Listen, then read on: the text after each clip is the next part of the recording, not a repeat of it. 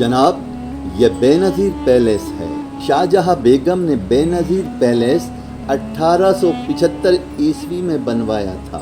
اس کا فلک نما محرابوں والا داخل دروازہ ہے۔ اس میں کھڑکیوں والے چھوٹے کمرے ہیں۔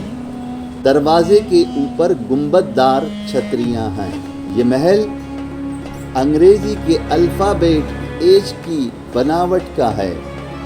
اس محل کو سمر ریسٹ ہاؤس کے طور پر بنوایا گیا تھا۔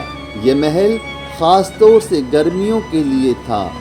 گرمیوں میں بیگم کا دربار اسی محل میں سجا کرتا تھا۔ گرمیوں کو بتانے کا شاہی خاندانوں کا اپنا ہی شاہی انداز ہوتا تھا۔ اس کا ثبوت ہے بے نظیر پیلیس۔ یہ محل گرمیوں میں چلنے والی پوروی ہواؤں کو دیکھتے ہوئے شہر کے 3 سیڑھی نما تالابوں کے سب سے اوپری سرے پر بنوایا گیا تھا تاکہ کتنی بھی گرم ہوا ہو وہ محل میں ٹھنڈی ہو کر آئے۔ یہ محل انجینئرنگ اور آرکیٹیکچر کے معاملے میں بے حد ماڈرن ہے۔ بھوپال میں بیگم نے 3 سیڑھی نما تالاب بنوائے۔ ان تالابوں سے گزرتی ہوئی پوروی ہوائیں جب تک محل کے دروازوں تک پہنچتی تھیں وہ ٹھنڈی ہو چکی ہوتی تھیں اور ان سے پورے محل میں ٹھنڈک رہتی تھی۔ انڈین، یورپین اور پرشین آرکیٹیکچر کو ملائے گئے اس محل میں ایسے واٹر چینل اور فوارے تھے جو بنا کسی مشین کے پورے محل میں سرکولیٹ ہوتے تھے۔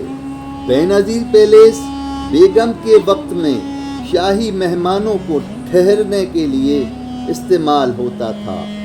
بے نظیر پیلیس کے 2 دروازے موتیا تالاب کی طرف کھلتے تھے اور بیچ کا کورٹ یارڈ خوبصورت فواروں سے سجا تھا۔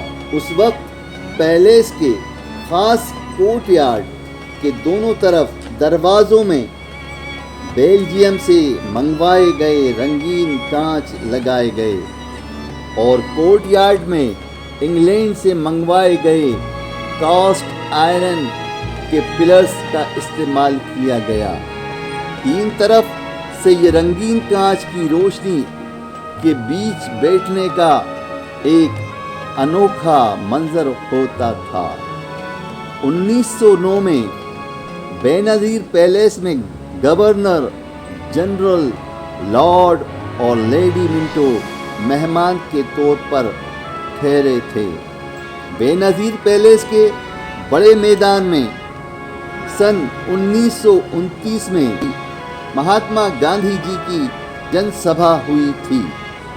کہا جاتا ہے کہ محل کے بالکل سامنے بنے موتیا تالاب میں اس وقت مچھلیاں چھوڑی جاتی تھیں۔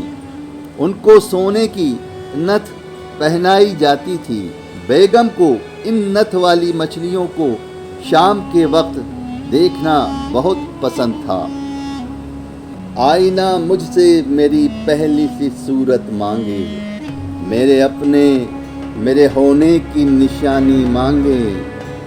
چاند کے ساتھ کئی درد پرانے نکلے، کتنے غم تھے جو تیرے غم کے بہانے نکلے۔ دل نے ایک اینٹ سے تعمیر کیا تاج محل، تو نے ایک بات کہی لاکھ فسانے نکلے۔ دشت تنہائی ہجراں میں کھڑا سوچتا ہوں، ہائے کیا لوگ میرا ساتھ نبھانے نکلے۔